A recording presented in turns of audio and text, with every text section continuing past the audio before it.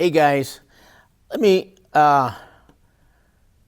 say something that neither Republicans or Democrats want to hear right now because they don't want to accept reality. The biggest problem in the world today is not only war. To be honest with you, the real problem is weakness, hypocrisy, and political theater that we've been witnessing for many years. For 47 years, politicians from both parties have played games with Iran. Republicans talk very tough every election season about how they're going to be destroying the regime, stopping terrorism, standing with the freedom. Then half the time, of course, they hesitate, negotiate, or back off when the real pressure starts. We know that is true.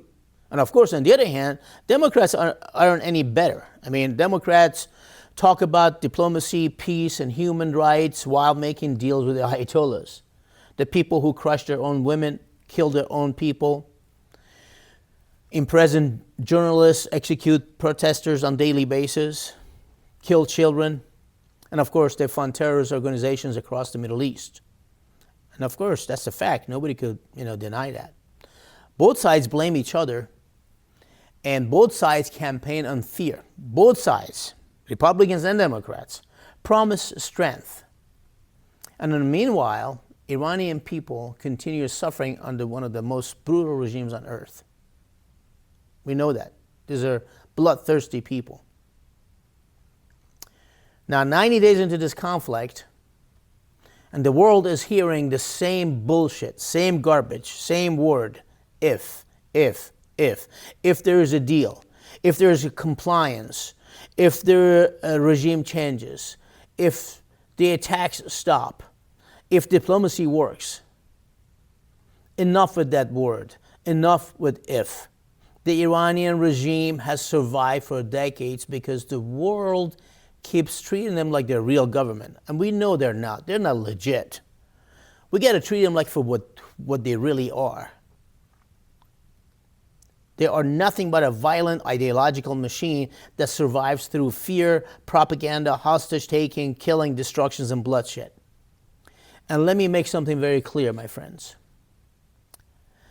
If this regime survives again, after all these promises, after all these speeches, and after all the sacrifices, the message to the world will be devastating, guys.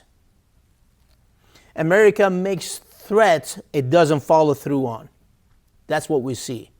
The West has no backbone, and terror works. Extremism survives, and dictators can outlast democracy simply by waiting for politicians to lose the courage they never had. That should terrify every American. That should scare the shit out of you. That should scare everyone, regardless of the political parties and affiliations. Republicans need to stop pretending that every war can be solved with slogans and threats, empty threats, and campaign speeches. And Democrats need to stop pretending that every terrorist regime can be reformed through endless negotiations and understanding. I mean, that is laughable. And of course, the media, most of them are even worse. Half of them turn war into entertainment. And while the other half push propaganda depending on which political party, pays them or which political party would benefit from it. And meanwhile, the Iranian people are dying. The real people are dying. Real families are suffering. Real nation collapse. As an Iranian American, I'm sick and tired of watching career politicians debate my people's suffering like it's a chess game. Guys, hear me. This is not a movie. This is not a Twitter politics.